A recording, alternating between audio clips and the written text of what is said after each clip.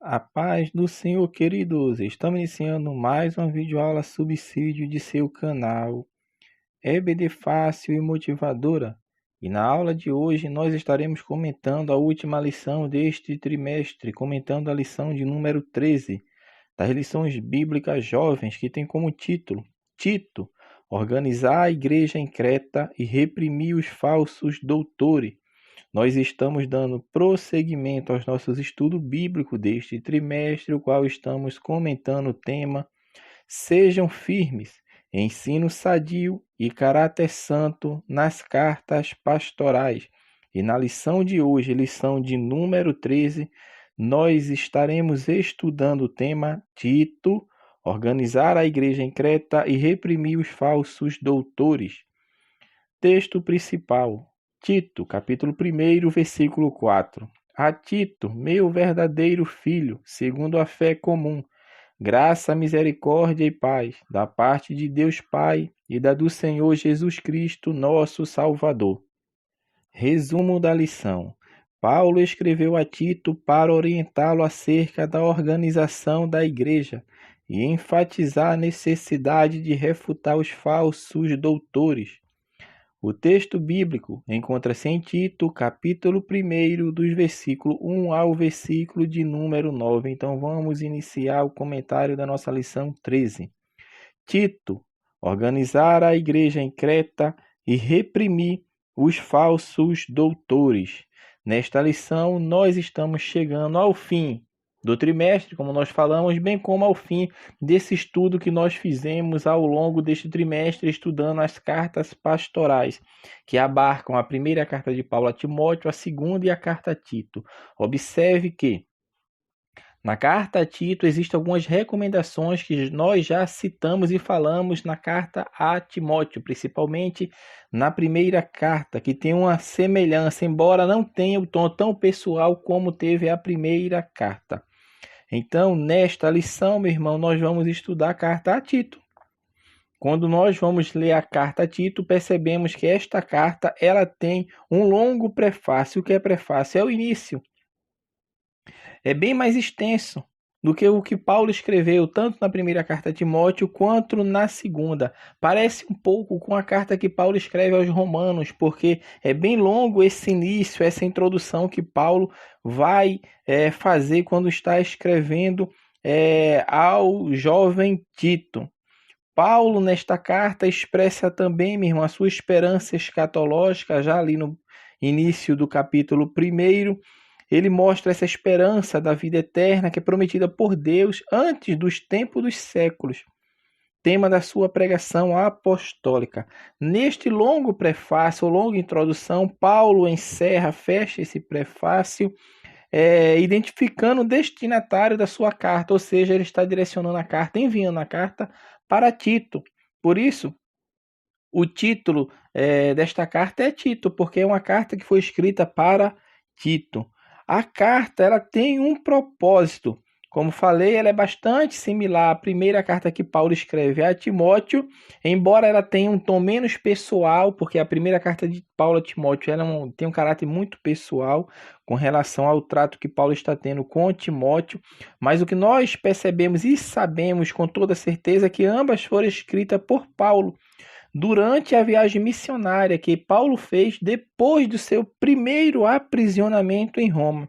Ou seja, Paulo passou 5 anos preso em Roma e diante disso ele passou por vários outros sofrimentos, como nós bem sabemos, e já experimentou tudo isso desde o início do seu ministério. Entretanto, tudo isso que acometeu o apóstolo Paulo de forma alguma o desanimou para que ele viesse a parar o seu trabalho evangelístico e também o seu trabalho pastoral, que Paulo tinha um cuidado pelas igrejas que foram fundadas.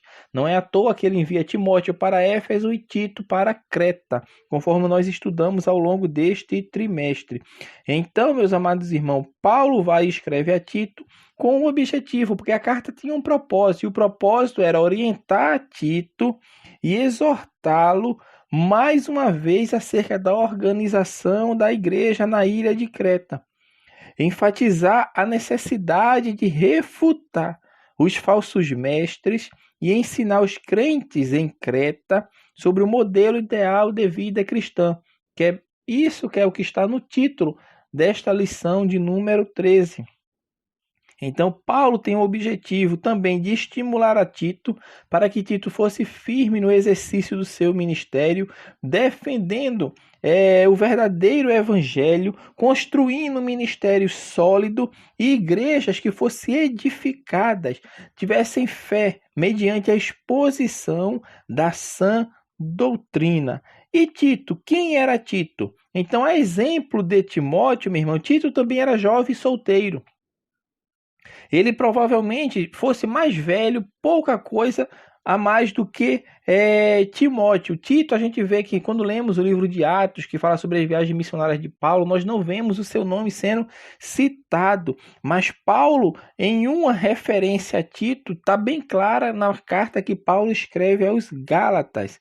Paulo, quando está escrevendo aos Gálatas, percebemos ali que Tito tornou-se um cooperador.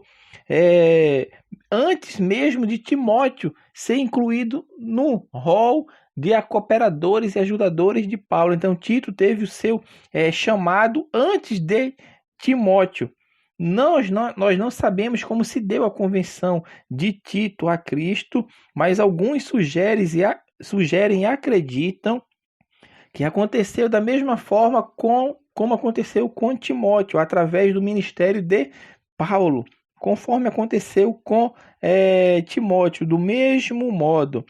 Tito, meu irmão, ele era grego, mas com tudo isso, quando nós falamos que Tito era grego, isso não quer dizer que ele era oriundo da Grécia. A gente tem que entender isso de forma bem clara. Ele tinha uma personalidade diferente da de Timóteo. As referências que Paulo faz a Tito, principalmente na segunda carta que Paulo escreve aos Coríntios, permite-nos entender que a liderança de Tito ela era mais incisiva, estando sempre pronto para grandes desafios, como os de Corinto e de Creta. Timóteo, como nós já estudamos, tinha uma certa timidez, coisa que Tito já não tinha. Quando Timóteo, sensível, certamente mais jovem, Timóteo muitas vezes não foi capaz de cumprir sua incumbência em Coríntio, o que aconteceu? Tito aparece como zeloso e estável. Com angústia, Paulo aguardava o desfecho das negociações, que na sequência foram coroadas pelo pleno êxito quando Tito chega para resolver as questões que estavam ali na igreja de Corinto. Isso os irmãos podem ver na segunda carta de Paulo aos Coríntios, capítulo 2, versículo 13, bem como a segunda carta também aos Coríntios, capítulo 7, versículo 3, e bem como todo o capítulo 13 da segunda carta de Paulo aos Coríntios. Então, meus amados irmãos, este era o perfil de Tito. Se nós fôssemos resumir, poderíamos falar que Tito tinha um perfil pronto, entusiasmado, diligente, proativo. 2 Coríntios 8, 17, tinha um perfil de posições firmes. 2 Coríntios 7, 15. Ele era ético e respeitoso. 2 Coríntios 12, 18. Amoroso também ele era. 2 Coríntios 7, do 13 ao 15. Amigo leal e fraterno, ou seja, um irmão. 2 Coríntios 2, 13. E um homem de confiança. 2 Coríntios 8, 23. Então, meu irmão, Timóteo e Tito tinham perfis diferentes para missões diferentes. Não somos todos iguais, mas sabemos que Deus trabalha em nós e através de nós, considerando nossas diferenças. É assim que Deus trabalha na nossa vida. E a localidade que Tito estava exercendo seu ministério era uma ilha chamada Ilha de Creta. Essa ilha de Creta, obviamente, estava localizada na Grécia, ao sul do mar Egeu. A ilha é citada por alguns estudiosos. Ela tem citada muitas vezes pelos estudiosos como a terra de origem dos filisteus, de nome Caftor, que é mencionada tanto em Deuteronômio quanto em Jeremias e também em Amós 9:7 é citada isso. Nós podemos perceber, meu irmão, que o povo desta ilha era um povo de péssima fama. Era nesse ambiente que Tito estava inserido, era uma ilha de confusão, miscigenação cultural e religiosa, violência, bandidismo e imoralidade. Os cretenses eram mentirosos, preguiçosos e glutões. E Paulo denuncia isso na carta a Tito, numa referência a Epimenides. O nome do poeta é um pouco complicado, mas é Epimenides. Epimenides, que era um poeta e filósofo cretense, bastante conhecido, do século 6 a.C.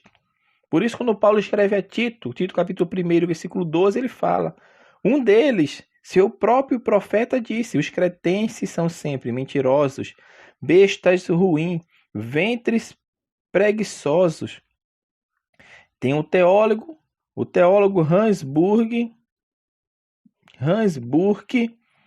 ele fala que o termo sincretismo, meu irmão, é inspirado para curiosidade, para os irmãos crescerem também culturalmente e entender da onde vem a palavra sincretismo.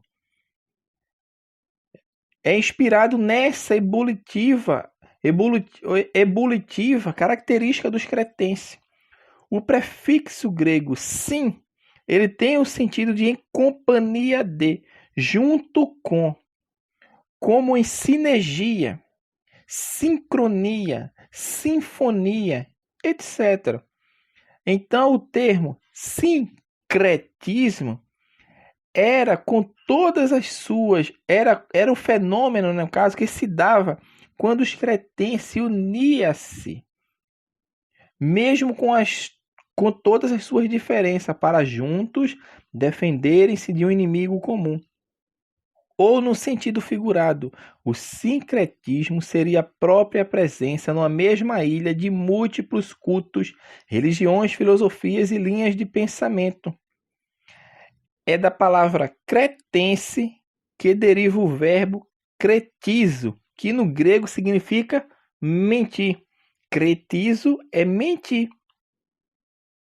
É isso que significa. Então, meu irmão, o evangelho, ele chega à ilha de Creta. Por quê? Porque no dia de Pentecoste, em Atos capítulo 2, versículo 11, a palavra de Deus nos mostra que cretenses estavam em Jerusalém no dia de Pentecoste, quando a igreja é inaugurada. A igreja já existia, mas ela foi inaugurada no dia de Pentecoste. E provavelmente alguns cretenses tinham se convertido a Cristo naquela ocasião. E o que acontece? Depois que Paulo é solto da sua primeira prisão em Roma, como nós falamos, está em Atos 28, 30, ele viajou para Creta. E nessa viagem ele leva quem? Leva Tito. E trabalha ali Paulo juntamente com Tito por algum tempo. E lá Paulo, quando sai, deixa Tito lá para colaborar, para prosseguir a obra de Deus naquele lugar. Por quê? Porque Paulo deu uma missão para Tito. E a missão que Paulo deu para Tito era organizar as igrejas locais de cidade em cidade. E isso, meu irmão, denota que o evangelho ele se espalhou pela ilha. Só que a organização das igrejas ainda estava bem no início. Já sabemos que tinha sim presbítero em Éfeso, tinha, porque Paulo fala sobre isso em Atos 20, capítulo 20, versículo 17 e 28, tinha. E isso não incluía a responsabilidade de ordenar, de estabelecer novos presbíteros, porque a obra estava crescendo. E em Creta, Paulo também não deixou de mão, mas falou para Tito constituir também presbítero de cidade em cidade, porque a obra cresceu e precisava de líderes para tocar o barco na ausência de Paulo e de Tito, porque Paulo e Tito não tinham condições de estar em vários lugares ao mesmo tempo, então tinha que estabelecer presbítero. Por isso, em Tito também existe uma lista de qualificações que são necessárias para o exercício do presbitério, ou seja, da liderança na frente do povo de Deus, assim como Paulo escreveu para Timóteo, porque essa foi uma missão também que Paulo deu a Tito. A outra missão que Paulo está dando a Tito, é claro que existem outras, mas as principais são essa de organizar ali as igrejas locais e combater os falsos doutores. O mesmo problema que existia em Éfeso, havia também em Creta. Falsos doutores no seio da igreja, perturbando a vida da igreja de Cristo. E Paulo, quando está escrevendo a Tito, fala que eles são desordenados, faladores vãos e enganadores. E Paulo diz quem são esses, são os da circuncisão. Judeus, os da circuncisão eram judeus, que insistiam que os gentios precisavam cumprir leis, que os gentios precisavam cumprir regras, ritos judaicos para serem salvos. E o trato, meu irmão, com esses ardilosos, falsos mestres, Paulo fala para Tito que deve ser firme. Paulo usa uma expressão falando, tem que tapar a boca. E isso estava demonstrando, meu irmão, que Tito deveria ser diligente no seu trabalho. De igual modo, o presbítero precisaria ter suficiente autoridade moral e espiritual, a fim de que fosse poderoso. Paulo fala isso em Tito 1:9. Para que fosse poderoso tanto para admoestar com a sã doutrina, como para convencer os contradizentes. Meu irmão, não se pode confundir amor com condescendência. Erros devem ser corrigidos. Nós falamos disso quando Paulo também escreveu a Timóteo. Os presbíteros, Paulo escrevendo para Timóteo, erraram. Tem que levar a público. Tem que ser exortado em público, para que os outros vejam e temam. É assim que tem que ser feito. E Paulo, da mesma forma, fala para Tito que tem que corrigir os falsos doutores, porque isso geraria uma má influência na igreja. Pessoas que poderiam cair na lábias desses falsos mestres. Por isso Paulo fala, olha, repreende os mesmos severamente, para que sejam sãos na fé. É isso que Paulo fala. Em Creta, nós já falamos, já era impregnado daquela cultura. Era uma má conduta que tinha as pessoas que viviam em Creta. Já estava impregnada na cultura da ilha. E isso possivelmente estaria reinando também entre os cristãos. Por isso Paulo escreve para Tito falando justamente isso, meu irmão. Necessidade de pôr em ordem as coisas que ainda restavam. Viver em meio aos cretenses, meu irmão, na atualidade, viver no mundo que nós vivemos, fazendo esse paralelo, meu irmão, não nos autoriza a compartilhar da sua má conduta. Precisamos ser sãos na fé, como Paulo escreveu para Tito. Isso nós devemos entender. Nessa vemos o tom de praticidade do ensino de Paulo a Tito. E é bem semelhante ao que Paulo também escreveu para Timóteo, porque Tito, de igual forma, deveria transmitir a correta doutrina para toda a igreja. E o que é toda a igreja? Dos mais velhos aos mais jovens. Deveria o ensino alcançar a todos. Todos deveriam ser ministrados pela palavra do Evangelho de Deus. Nesta carta também, meu irmão, nós percebemos que ela tem uma das doutrinas centrais da fé cristã, que é a doutrina da salvação. Paulo, quando está escrevendo a Tito, capítulo 2, versículo 11, fala que a graça de Deus foi manifestada, trazendo salvação para todos os homens, mostrando aqui a universalidade do chamado de Deus para com a humanidade. O desejo de Deus é que todos cheguem ao pleno conhecimento da verdade. Por isso a palavra de Deus nos fala. Deus, falando diretamente aos seus profetas, teria eu prazer na morte do ímpio? De maneira nenhuma. Antes que ele se converta de seus maus caminhos. É isso que Deus quer para todo homem. Por isso, o que é que Deus faz? Levanta pessoas que têm autoridade, que têm compromisso com a palavra para anunciar a verdade dele. Porque a fé, ela vem pelo ouvir. E o ouvir o quê? Qualquer coisa? Não, é a palavra de Deus. Por isso Paulo fala para Tito e Timóteo que pregues, que instes em falar a verdade. Então isso que nós devemos entender, porque a graça de Deus ela se manifesta para todos os homens. E que graça é essa? É a graça especial de Deus, porque a graça comum, isso é inerente a todos os homens, porque a Bíblia fala que os céus manifestam a glória de Deus e o firmamento anuncia as obras de suas mãos. E um dia faz declaração ao outro dia, ou seja, Deus está falando aqui que o quê? Que Deus se revelou através da sua revelação geral, da sua revelação universal, que é o que? Através de tudo aquilo que nos circunda, ou seja, que estão em nossa volta. Olhamos para o sol, lua, água, fogo, montanhas, árvores, floresta e percebemos que por trás de tudo isso existe um Deus que criou todas as coisas. E é isso que Deus fala quando Paulo está escrevendo aos Romanos. Paulo fala isso, justamente isso, que as coisas invisíveis de Deus, Deus não as fez conhecer pelas coisas visíveis que nós estamos vendo.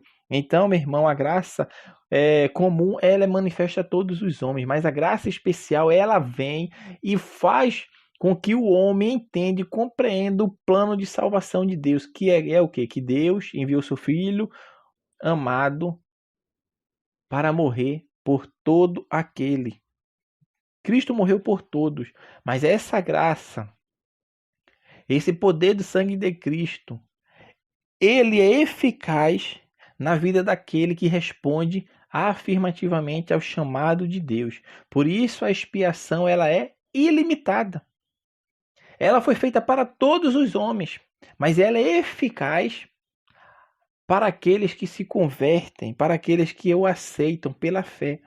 E isso, meu irmão, não é porque o ser humano merece, não. Ninguém merecia, mas é tudo pela graça de Deus. Ou seja, é um favor imerecido. Nós não merecíamos, mas Deus, pelo seu infinito amor, nos concede a salvação em Cristo Jesus. E esta carta traz lições para todos os tempos. Por quê? Porque assim como em Creta, nós vivemos num mundo cheio de impiedade, no qual os ministros do Evangelho devem primar pela exposição da sã doutrina, a despeito de qualquer oposição, ensinando a todos os cristãos a viver de acordo com a vocação que abraçaram, principiando pelo cumprimento dos deveres em família e no trabalho. Então, nosso testemunho deve ser exemplar na igreja e em toda a esfera secular ou pública, rejeitando o comum comportamento mundano e as intrigas religiosas, inclusive as que são tratadas no ambiente virtual que é tão poluído ultimamente. Identificar as heresias e fugir delas são atitudes sábias a ser tomadas, a fim de que nos apliquemos à prática das boas obras, nas coisas necessárias para que a nossa vida não seja desprovida de bons frutos. Então, assim, meus irmãos, nós estamos encerrando a lição de número 13 das lições bíblicas jovens, que tem como título: Tito, organizar a igreja em Creta e reprimir os falsos doutores. Que Deus abençoe os irmãos e até a nossa próxima aula, se assim o Senhor permitir.